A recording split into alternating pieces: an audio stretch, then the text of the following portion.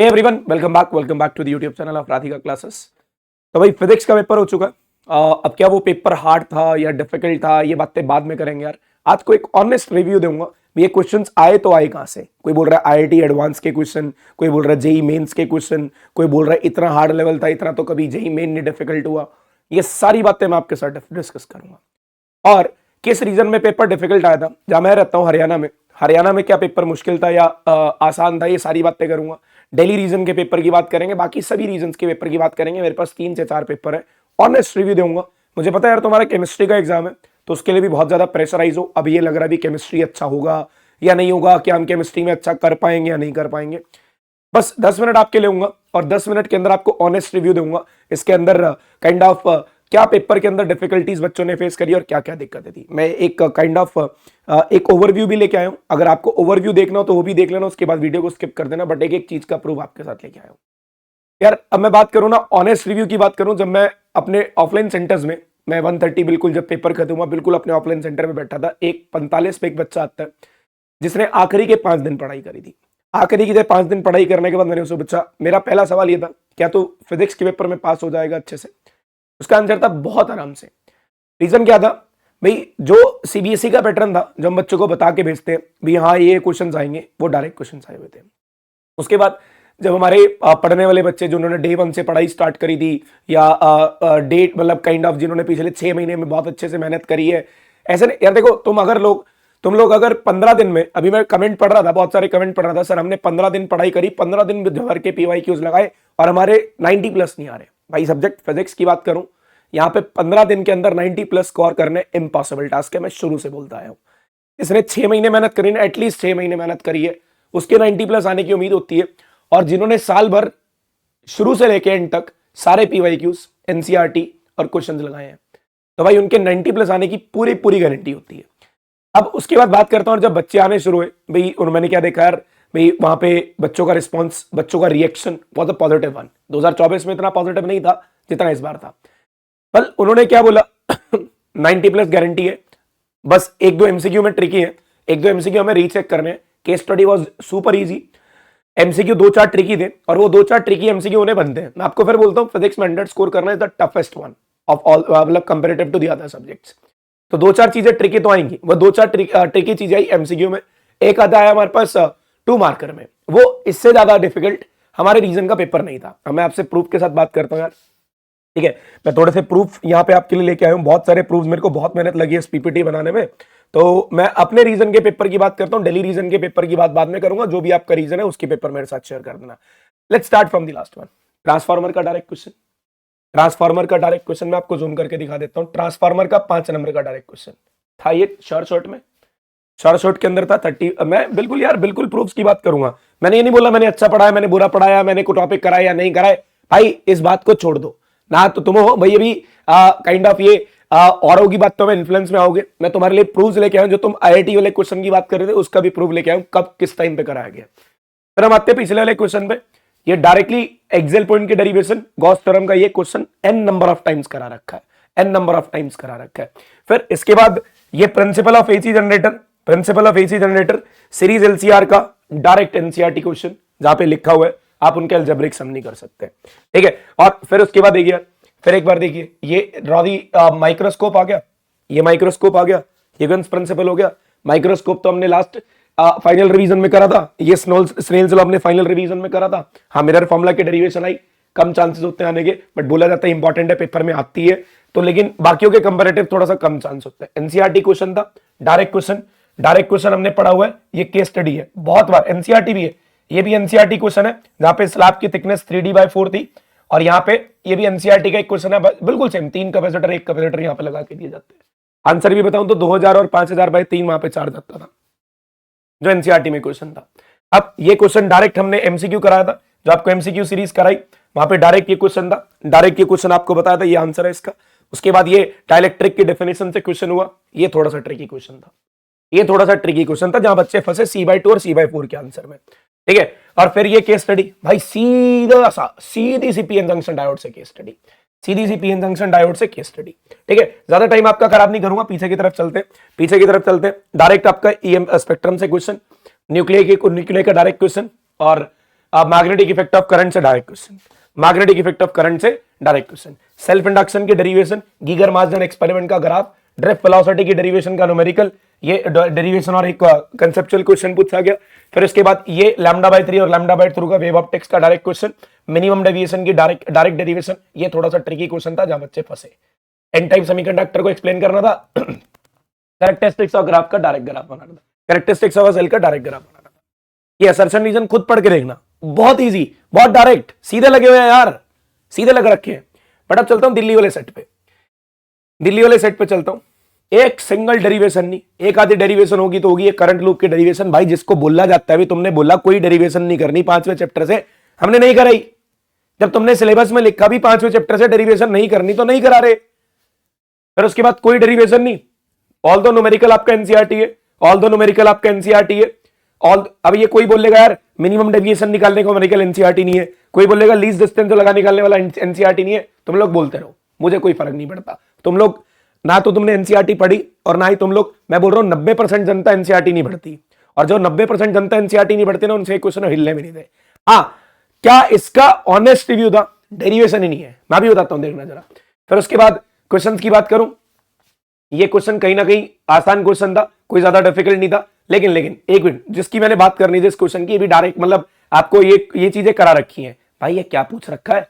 All दो electric field constant होती है, ठीक है, बच्चों का दिमाग के हिसाब से सोचो यार, हमारे हिसाब से मत सोचो भाई। यहाँ पे टीचर ने पेपर नहीं देना है। ये क्वेश्चन बच्चे ने मेरे को बोला, बाइंडिंग एनर्जी पूछ रखी है, सब कुछ पूछ रखा है, न्यूक्लियंस क्यों नहीं रिएक्ट करते, न्यूक्लियर रिएक्शन लिख के दो, टोटल मास डिफेक्ट बताओ, or does the process required energy to produce or energy or produce energy. भाई इतना कुछ binding energy, mass defect, binding energy की एक्सप्लेनेशन 3 नंबर में पूछता है यार। इतना लेंथी पेपर बना रखा है भाई, बच्चों से पूरा अटेम्प्ट ही नहीं हुआ।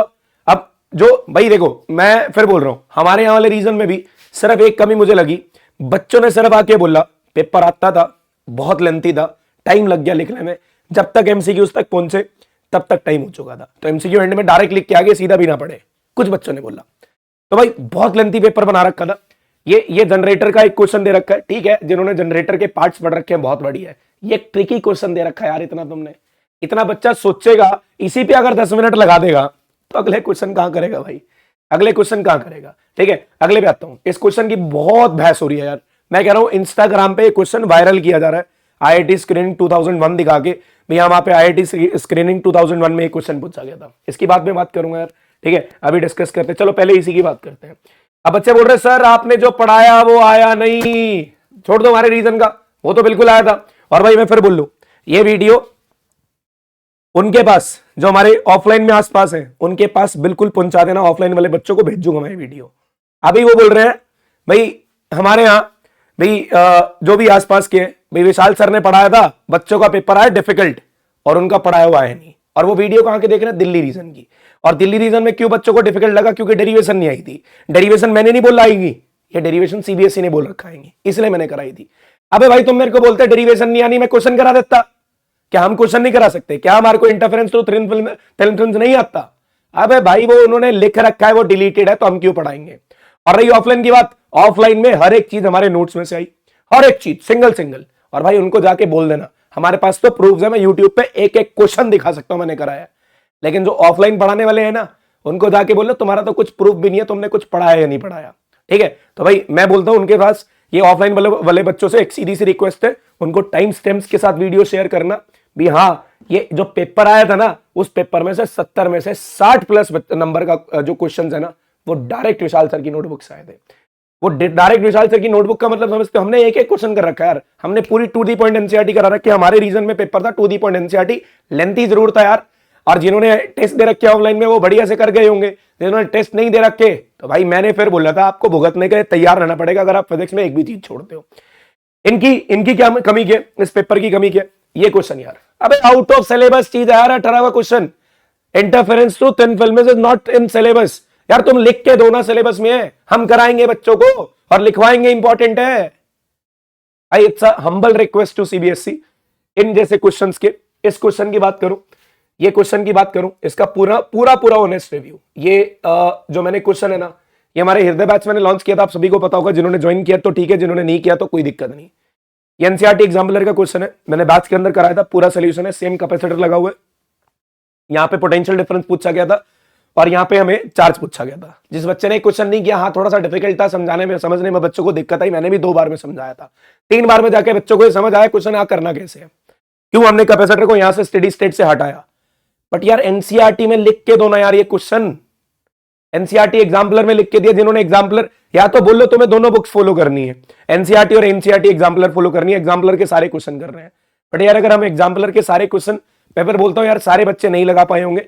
जिन्होंने एग्जाम्पलर के क्वेश्चन लगाए थे, जिन्होंने बैच में लगाया था, उन्होंने एक क्वेश्चन अटेम्प्ट कर लिया होगा, जिन्होंने नहीं किया होगा भाई उनके लिए क्वेश्चन में बहुत बड़ी प्रॉब्लम थी, क्योंकि पूरी एनसीईआरटी में कोई भी ऐसा क्वेश्चन नहीं है जहां पे कैपेसिटर लगाया जाता है और कैपेसिटर को स्टेडी स्टेट में हटा दिया जाता है। ये क्वेश्चन करना ऐसी है, और वो 2001 की आईआईटी का क्वेश्चन था, रीसेंट का नहीं है, रीसेंट कोई एडवांस का क्वेश्चन नहीं है, हमारे में तो एडवांस का क्वेश्चन आ गया। आपने एग्जाम्पलर पढ़ी थी, उसमें एक क्वेश्चन हो सकता था, बट मैं फिर मानता हूं ये सीबीएसई में नहीं आना चाहिए था, not expected in the CBSE board. मैं भी ये बोलता हूं, मगर मैं बोलता हूं ना, मेरे यहाँ पे अगर इस वाले रीजन में पेपर आता तब भी बच्चों से नहीं होना था। और भाई सबसे इंपॉर्टेंट बात सुनोगे, एक भी डेरिवेशन नहीं है। अब सब कुछ मैंने यार इंपॉर्टेंट टॉपिक्स लिख के दिए, बच्चे बोले यार सर आए नहीं इंपॉर्टेंट टॉपिक्स। दिल्ली वाला सेट एक एक्सेप्शन है, क्योंकि यार हमें बोला गया सीबीएसई के सिलेबस में लिखा गया पैटर्न पूरा, अगर पिछले कई सालों का देखें तो डेरिवेशन फॉलो होनी है, डेरिवेशन आएंगी। भाई हमारे यहाँ पे हुआ क्या, हमारे वाले रीजन में सेल्स इन पैरेलल की डेरिवेशन आई, ये पूरा लिख रखा है। एसी जनरेटर आया, ड्रिफ्ट वेलोसिटी आई, गैल्वेनोमीटर नहीं आया इस बार, फोर्स बिटवीन पैरेलल वायर्स नहीं आई, म्यूचुअल इंडक्शन आया, ट्रांसफार्मर आया, सीरीज एलसीआर आया, इलेक्ट्रोमैग्नेटिक स्पेक्ट्रम आया, गॉस थ्योरम की एप्लीकेशन की जगह आ गई दैट इज काइंड ऑफ, ये कह सकते हो एक्सियल और इक्वेटोरियल पॉइंट, जिसको मैंने 30 टॉपिक्स में बताया था। पैरेलल प्लेट कैपेसिटर का न्यूमेरिकल आया, पैरेलल प्लेट कैपेसिटर का न्यूमेरिकल आया।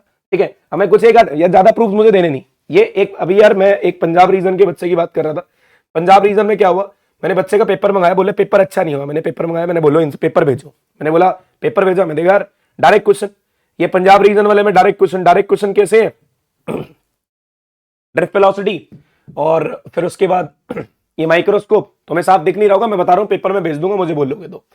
फिर उसके बाद ये बात करी सेल्फ इंडक्शन, ये सेल्फ इंडक्शन के साथ म्यूचुअल इंडक्शन ऑप्शन में, और ये रिफ्रैक्टिंग टेलीस्कोप ऑप्शन में। Case study was easiest of the side, मैंने बोला कौन सा क्वेश्चन नहीं हुआ, ह्यूजेंस प्रिंसिपल से स्नेल्स लॉ प्रूव करना, रेक्टिफायर के बारे में पूछ रखा है, एम्पियर सर्कुलर लॉ के बारे में पूछ रखा है, straight wire of infinite length, भाई use Ampere circular law to derive the expression for, ये भी आउट ऑफ सिलेबस है वैसे, स्ट्रेट वायर की डेरिवेशन नहीं आनी। मैंने बोला कौन सा क्वेश्चन नहीं हुआ, 26वां नहीं हुआ जी। फिर मैंने बोला 26वां नहीं हुआ, क्या आपने मेरी पूरी वीडियोस देखी, बोले नहीं सर। फिर यार तुम मेरे को कैसे ब्लेम कर सकते हो, अगर तुमने 26वां क्वेश्चन देखा नहीं और मैंने करा रखा है, मैंने वीडियो देख रखा है और ये वीडियो में लिख रखा है भी ये क्वेश्चन बिल्कुल सेम है, तो यार तुम्हारी गलती है ना अगर तुमने वीडियोस नहीं देखी। पंजाब रीजन, हरियाणा रीजन, बाकी मेरे पास एक दिल्ली रीजन का पेपर है, 3 पेपर में से हरियाणा पंजाब का रीजन बिल्कुल जो क्वेश्चन एक्सपेक्ट किए थे वही आए, लेकिन थोड़ा लेंथी पेपर, लेंथी था पेपर, जेन्युइनली हमें एक्सेप्ट करना पड़ेगा। बट दिल्ली रीजन भाई टू ट्रिकी, तो आई रिक्वेस्ट सीबीएसई, मैं सीबीएसई से रिक्वेस्ट करूंगा भाई ये 2 दिल्ली रीजन वाले बच्चे हैं ना, स्पेशली दिल्ली रीजन वाले बच्चे, इनकी थोड़ी सी लीनियंट चेकिंग, और मैं बाकी जितने भी एडुकेटर्स हैं यार उनसे भी रिक्वेस्ट करूंगा आप भी सामने आओ, आप भी वीडियोस बनाओ, और आप भी मतलब सीबीएसई को हम टैग करते हैं, सीबीएसई से हम बात मैं तो डायरेक्ट कर नहीं सकता, एक छोटा सा एडुकेटर हो यार क्या बात करूंगा, बट अगर क्या पता हमारी बात उन तक पहुंच सके और बच्चे जो इतने स्ट्रेस में आ चुके हैं वो थोड़ा स्ट्रेस से बाहर आ जाए। यार हम तुम्हारे लिए काम कर रहे हैं यार, अगर तुम नहीं होगे तो हम किसके लिए काम करेंगे, हम तो तुम्हारे लिए काम कर रहे हैं।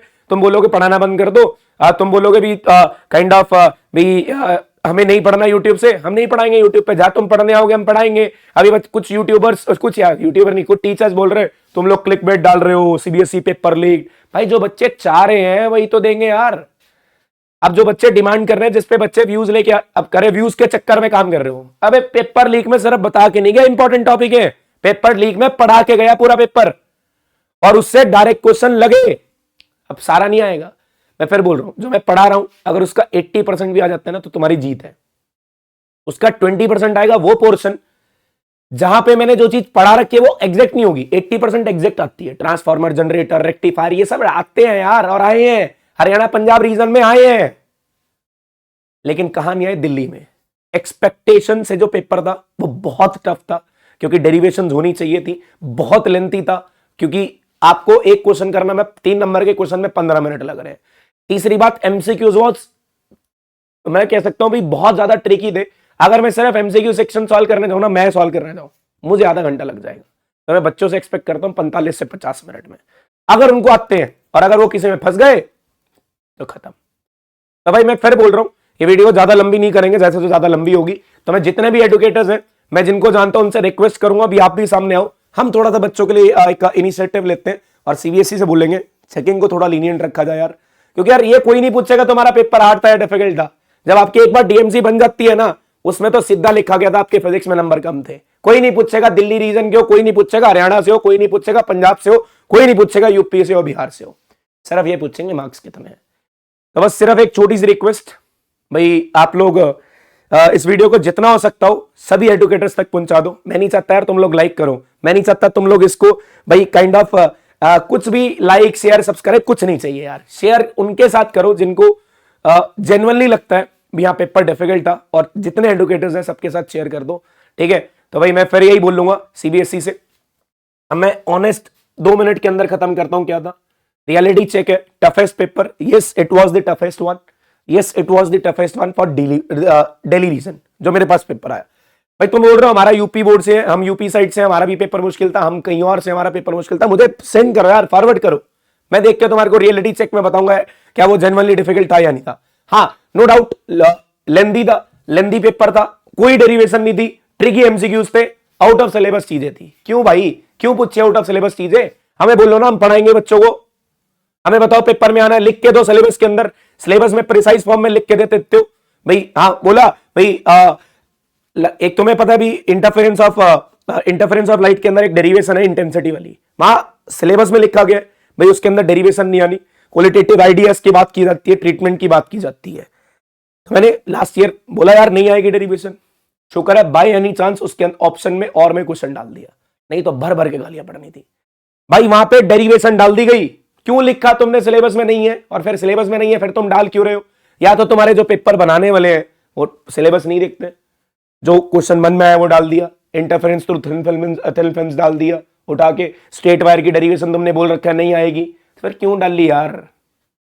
तो अच्छा genuine review, out of syllabus चीजें थी, लेंथी पेपर था, ट्रिकी एमसीक्यूज थे, कोई डेरिवेशन नहीं थी जो कि होनी चाहिए थी। या तो सीधा सीधा लिख के दे दो कोई डेरिवेशन पेपर में नहीं आएगी, हम अपना टाइम खराब ना कराएं बच्चों को, और maximum number of questions practice कराएं। और यहां पे कराए गए, मैं बोल रहा हूं कम से कम हमने 300 क्वेश्चन कराए, और कहीं ना कहीं तो हमारे यहाँ पे तो हमारे रीजन में तो सीधे एमसीक्यू उठ के आए 5-7। भाई एक छोटी सी रिक्वेस्ट, जितना हो सकता है वीडियो को शेयर कर देना, इससे ज्यादा नहीं बोलूंगा। केमिस्ट्री पढ़ लो भाई, केमिस्ट्री में अब थोड़ा सा अच्छा परफॉर्म कर लेना, वीडियो को शेयर करते ही हम आपके साथ हैं, मैं आपके साथ खड़ा हूं, कोई खड़ा होना हो मैं आपके साथ खड़ा हूं, जो कहोगे वो करने के लिए तैयार हूं। मैंने आज तक अपनी रिव्यू वीडियो नहीं बनाई, मैंने आज तक अपने आप को जस्टिफाई नहीं करा भाई मेरा पढ़ा हुआ आया है नहीं आया। भाई जो पढ़ा दिया ठीक है, तुम्हारी हेल्प हुई तो ठीक है, नहीं हुई तो यार तुमने अनसब्सक्राइब तो वैसे ही करना है तो कर दो ना यार, कोई दिक्कत नहीं है। मैंने अपना काम करा, मैंने अपना बेस्ट दिया, अब तुमने अपना बेस्ट दिया नहीं दिया वो तुम्हें पता है यार। मैंने तो अपने बेस्ट दे के अपने मार्क्स मतलब जितना हो सकता था क्वेश्चन करा दिए। ऐसे ही ऑफलाइन का, ऑफलाइन वाले बोलने वाले, भाई मैं फिर बोल रहा हूं जिस रीजन में मैं रहता हूं, ऑफलाइन में सबसे ज्यादा स्ट्रेंथ मेरे पास थी फिजिक्स में, और जो आस पड़ोस वाले हैं ना वो काटना शुरू हो जाते हैं। कैसे काटना शुरू हो जाते हैं? इसका पढ़ाया कुछ नहीं आया, और लेकिन पूरे ऑफलाइन में कोई भी एक बंदा यूट्यूब पे नहीं है, मैं तो ऑनलाइन में प्रूफ दे सकता हूं, मैंने ये क्वेश्चन करा रखे हैं। मैं फिर बोल रहा हूं जितने मेरे ऑफलाइन के बच्चे हैं, तुम्हारे छोटे से सपोर्ट की रिक्वायर्ड है, उन सभी के पास वीडियो पहुंच जानी चाहिए, और उनको पता है मैं किनको बोल रहा हूं, उन सभी के पास वीडियो पहुंच जानी चाहिए जिन्होंने ये बोला भी पेपर में पढ़ाया हुआ कुछ नहीं आया। उनको मैं प्रूफ दूंगा, रिटर्न बैठ के प्रूफ दूंगा भी ये क्वेश्चन यहां पे इस टाइम पे करा रखा है। क्या उनके पास कोई प्रूफ है उनका पढ़ाया हुआ आता है? क्योंकि उन्होंने ऑफलाइन में लिख के चले जाए, there is nothing to be, मतलब अगर उनके पास कोई एक सिंगल चीज भी नहीं प्रूफ करने के लिए। मेरे पास तो यूट्यूब पे है, और मैं यूट्यूब से 10 गुना क्वेश्चन अपने ऑफलाइन में कराता हूं, 10 गुना ज्यादा। क्योंकि यार वहां पे क्या होता है, बच्चों को वर्कशीट दे दी जाती है, उनको बोला जाता है घर से करके आओ, और वो मेरे से डाउट्स लेते हैं, मतलब उनको क्वेश्चंस कराए तो मैंने ही है, बैंक तो मैंने दिया क्वेश्चन बैंक। यार चीजें बहुत सॉर्ट आउट सी हैं। Delhi paper was lengthy, tricky, no derivations, बाकी रीजन जितने मेरे पास आए उनमें डेरिवेशंस थी but it was lengthy. I request CBSE specially for the Delhi region, जो भी आपके फर्स्ट सेकंड और थर्ड सेट थे सारे ट्रिकी थे, तो मैं छोटी सी एक रिक्वेस्ट करूंगा भी आप लोग इस पेपर के अंदर थोड़ी सी लीनियंट चेकिंग बच्चों पे, यार देखो बहुत प्रेशराइज है यार, मैं देख रहा हूँ पेरेंट्स बहुत ज्यादा प्रेशराइज है, थोड़ी सी लीनियंट चेकिंग, और जो सिलेबस में से चीजें नहीं थी उनकी ग्रेस मार्किंग, चाहे बच्चे ने क्वेश्चन नंबर डाला है चाहे नहीं डाला है, भाई मैं कह रहा हूँ हर किसी को मिलने चाहिए यार नंबर, हर किसी को मिलने चाहिए। It's a request to CBSE and request to educators, please आप लोग सामने आइए और थोड़ा सा बच्चों के लिए लड़ना पड़ेगा, क्योंकि चीजें बहुत ज्यादा कॉम्प्लिकेटेड हो गई है। बच्चों के कईयों के लिए आसान पेपर है, कईयों के लिए मुश्किल है, तो कईयों के मार्क्स आ जाएंगे, कईयों के नहीं आएंगे, लेकिन वो मार्केट में कंपीट कैसे करेंगे यार, कैसे कंपीट करेंगे। एक बच्चा फिजिक्स का पेपर देके आसान पेपर के अंदर 95 लेके आ रहा है, और उसी सेम बच्चे ने उसी साल पेपर दिया, लेकिन उसका पेपर ट्रिकी था, उसका 85। लेकिन यार ये कॉलेज तो मार्क्स नहीं पूछेगा ना जहां तुम एडमिशन लेने जाओगे। भाई तू कहां है, दिल्ली रीजन का, तेरा पेपर मुश्किल आया था, तू आजा, तेरे 85 मार्क्स हैं, या उसको लेंगे जिसके 95 मार्क्स हैं, जिसने एक ऐसे रीजन में पेपर दिया जहां पे पेपर आसान आया था। तो आई request CBSE from the two the next. मैं कौन हूं, तो मैं तो कुछ भी नहीं हूं, मैं तो सिर्फ एक रिक्वेस्ट कर सकता हूं। मैं तो एक बहुत छोटा क्रिएटर हूं, क्रिएटर छोड़ो यार, मैं एक छोटा सा टीचर हूं। मैं तो एक छोटी सी रिक्वेस्ट करूंगा, सभी पेपर का जो लेवल है वो सेम रहना चाहिए, एक फिक्स पैटर्न पे पेपर चलना चाहिए। डेरिवेशन आनी है तो बताओ, नहीं आनी तो यार गोली मारो ना यार, खत्म करो, हम नहीं कराएंगे, हम क्वेश्चन कराएंगे, ठीक है। It's humble request to CBSE. Thank you so much. Please video को शेयर करना मत भूलना। थोड़ी सी लेंथ ज्यादा होगी यार, आज कोई स्क्रिप्ट नहीं थी, कुछ नहीं था, सिर्फ दिल की बातें निकली है। तो जितना हो सकता हो वीडियो को शेयर कर देना, एडुकेटर्स तक तो जरूर पहुंचा देना, बच्चों तक भी जितना शेयर करोगे। उम्मीद कर सकते हैं, अब तो उम्मीद ही है यार, बस यही बोलूंगा, पढ़ते रहो, सिर्फ उम्मीद पे हम आगे चल सकते हैं। मैं तुम्हारे साथ लड़ने के लिए तैयार हूं, मैं तुम्हारे साथ खड़ा हूं, जैसी कहोगे वैसी वीडियो मैं अपलोड कर दूंगा। भाई लीनियंट चेकिंग होनी चाहिए, या फिर काइंड ऑफ ये कह सकते हो भी आगे के पेपर्स के अंदर ये ध्यान रखा जाए, सब कुछ जैसे ही कहोगे, कोई दिक्कत नहीं। ये वीडियो भी ऑन डिमांड आई है, बच्चे बहुत ज्यादा रिक्वेस्ट कर रहे थे तो ये वीडियो बना रहा हूं। अदरवाइज मैंने अपनी काइंड ऑफ ऐसी भी मेरा पढ़ा हुआ है, ये सब कुछ मैंने आज तक नहीं बनाया। Thank you so much, now meet in the next session. Thank you.